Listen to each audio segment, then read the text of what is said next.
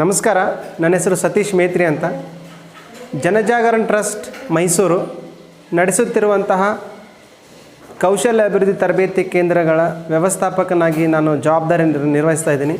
1978ರಿಂದ ಜನಜಾಗರಣ trust Mysuru ನಗರದಾದ್ಯಂತ, ಜಿಲ್ಲೆಯಾದ್ಯಂತ ಶಿಕ್ಷಣ, ಸೇವೆ ಮತ್ತು ಸಂಸ್ಕಾರ ಎಂಬ ಧ್ಯೇಯ ವಾಕ್ಯಗಳನ್ನು ಕೆಲಸ ಮಾಡ್ತಾ ಇದೆ. ಮಹಿಳೆಯರಿಗೆ, ಮಕ್ಕಳಿಗೆ, ಯುವಕರಿಗೆ ಇವತ್ತಿನ ದಿನಮಾನಗಳಲ್ಲಿ ಅವಶ್ಯಕತೆ ಇರುವಂತಹ ಅಂಶಗಳನ್ನು ಅನುಷ್ಠಾನಗೊಳಿಸ್ತಾ ಇದೆ. ಇವತ್ತು ನಾವು ಮೈಸೂರು ಜಿಲ್ಲೆಯ ಹುಣಸೂರು ತಾಲೂಕಿನ ಬಿಳಿಕೆರೆ ಹೋಬಳಿಯ ಸಿಂಗರಮಾರನಹಳ್ಳಿ ಗ್ರಾಮದಲ್ಲಿದ್ದೀವಿ. ಸಿಂಗರಮಾರನಹಳ್ಳಿ ಗ್ರಾಮದಲ್ಲಿ ಸ್ವಾವಲಂಬನಾ ಕೇಂದ್ರ ಅಂತಂದರೆ ಉಚಿತವಾದ ಹೊಲಿಗೆ ಯಂತ್ರಗಳ ತರಬೇತಿಯನ್ನು ನೀಡ್ತಕ್ಕಂಥ ಕೆಲಸವನ್ನು ಕೈಗೊಂಡು 3 ತಿಂಗಳಾಗ್ತಾ ಬಂತು. ಸುಮಾರು 41 ಫಲಾನುಭವಿಗಳು ಈ ಸಿಂಗರಮಾರನಹಳ್ಳಿ ಗ್ರಾಮ ಪಂಚಾಯಿತಿಯ ಅಡಿಯಲ್ಲಿ ಇರ್ತಕ್ಕಂತಹ ಎಲ್ಲ ಸಿಬ್ಬಂದಿಗಳ ಸಹಕಾರದೊಂದಿಗೆ ನಾವು ಜನಜಾಗರಣ ಟ್ರಸ್ಟ್ ಅವರು ಇವತ್ತು ಈ ಒಂದು ಯೋಜನೆಯನ್ನು ಅನುಷ್ಠಾನಗೊಳಿಸ್ತಾ ಇದ್ದೀವಿ. ಸತತ 3 ತಿಂಗಳುಗಳಿಂದ ತರಬೇತಿಯನ್ನು ಪಡೆದಿರ್ತಕ್ಕಂಥ ಫಲಾನುಭವಿಗಳು ತಮ್ಮ ಸ್ವಾವಲಂಬನೆಯ ಬದುಕನ್ನು ಕಟ್ಟಿಕೊಳ್ಳಿಕ್ಕೆ, ಆರ್ಥಿಕ ಅಭಿವೃದ್ಧಿಯ ಮತ್ತು ಆದಾಯೋತ್ಪನ್ನ ಚಟುವಟಿಕೆಗಳಲ್ಲಿ ತೊಡಗಲಿಕ್ಕೆ ತುಂಬ ಸಹಕಾರಿಯಾಗ್ತಾ ಇದೆ.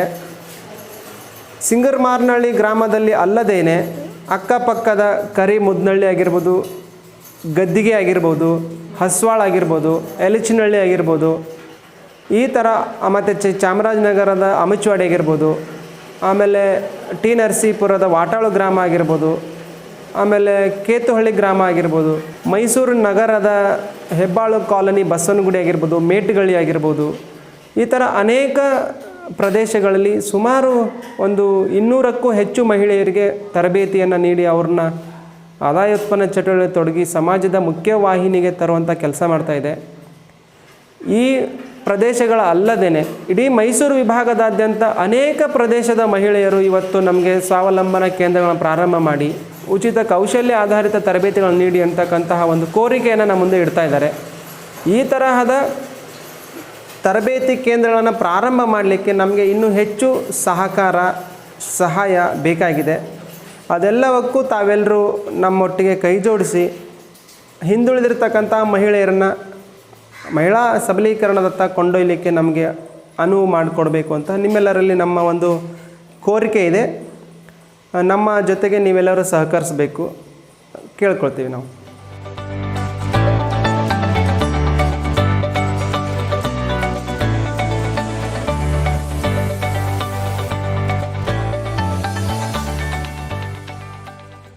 ಮೈಸೂರು ನಗರದಲ್ಲಿರುವ ಶ್ರೀ ಜನಜಾಗರಣ ಟ್ರಸ್ಟಿನ ಅಧ್ಯಕ್ಷನಾಗಿ ಈ ಒಂದು ಟ್ರಸ್ಟಿನ ಕಾರ್ಯಚಟುವಟಿಕೆಗಳನ್ನು ನಿಮ್ಮೊಂದಿಗೆ ಹಂಚಿಕೊಳ್ಳಲಿಕ್ಕೆ ಸಂತೋಷ ಪಡ್ತೇನೆ. 1978ನೇ ಇಸ್ವಿಯಲ್ಲಿ ಈ ಟ್ರಸ್ಟನ್ನು ಪ್ರಾರಂಭ ಮಾಡಲಾಯಿತು. ಆನಂತರ ಟ್ರಸ್ಟನ್ನು ರಿಜಿಸ್ಟರ್ ಆದಂಥ ಟ್ರಸ್ಟಿಗೆ 12A ಮತ್ತು 80G ಈ ಎರಡನ್ನು ನಾವು ಇನ್ಕಮ್ ಟ್ಯಾಕ್ಸ್ ಇಲಾಖೆಯಿಂದ ಪಡೆದಿದ್ದೇವೆ. ಪ್ರಮುಖವಾಗಿ ಕರೋನಾ ಸಂದರ್ಭದಲ್ಲಿ ನಾವು ಹಲವಾರು ಚಟುವಟಿಕೆಗಳನ್ನ ಮಾಡಿದೋ ಸುಮಾರು 75 ಲಕ್ಷ ರೂಪಾಯಿ ಅಷ್ಟು ಹಣವನ್ನು ಸಂಗ್ರಹ ಮಾಡಿ ಅಷ್ಟು ಹಣವನ್ನು ನಾವು ಖರ್ಚು ಮಾಡಿದ್ದೇವೆ. ಸೇವಾ ಬಸ್ತಿ, ನಾವು ಸ್ಲಮ್ ಅಂತ ಏನು ಹೇಳ್ತೇವೆ, ಸೇವಾ ಬಸ್ತಿಗಳು ಅಂತ ನಾವು ಕರಿತೇವೆ. ಆ ಸೇವಾ ಬಸ್ತಿಗಳಲ್ಲಿ ಈಚೆ ಕಲಿಕಾ ಕೇಂದ್ರಗಳನ್ನು ನಡೆಸ್ತಾ ಇದ್ದೇವೆ. ಈಗ ಸುಮಾರು 500 ಕಲಿಕಾ ಕೇಂದ್ರಗಳು ನಡೀತಾ ಇದ್ದಾವೆ. ಅದರ ಪ್ರಯೋಜನವನ್ನು ಸುಮಾರು 12,000 ಮಕ್ಕಳು ಪಡಿತಾ ಇದ್ದಾರೆ. ಮಹಿಳಾ ಸ್ವಾವಲಂಬನೆಯ ದೃಷ್ಟಿಯಿಂದ ಅವರಿಗೆ ಟೈಲರಿಂಗು ಹಾಗೂ ಕಂಪ್ಯೂಟರ್ ಶಿಕ್ಷಣವನ್ನು ನಾವು ಕೊಡ್ತೇವೆ. ಈ ಒಂದು ಸಂಜೆ 2 ಗಂಟೆ ನಡೆಯುವಂಥ ಒಂದು ಕಲಿಕಾ ಕೇಂದ್ರದ ಕಾರ್ಯಕ್ರಮದಲ್ಲಿ ಸುಮಾರು ಮುಕ್ಕಾಲು ಗಂಟೆ ಅವರ ಶಾಲೆಯ ಪಠ್ಯದ ವಿಚಾರವಾಗಿ ಪಾಠಗಳಾಗ್ತವೆ, ಮನೆ ಪಾಠದ ರೀತಿಯಲ್ಲಿ. ಆ ನಂತರ ಸಂಸ್ಕಾರದ ವಿಚಾರದಲ್ಲಿ ತುಂಬ ಚಟುವಟಿಕೆ ಆಗ್ತವೆ.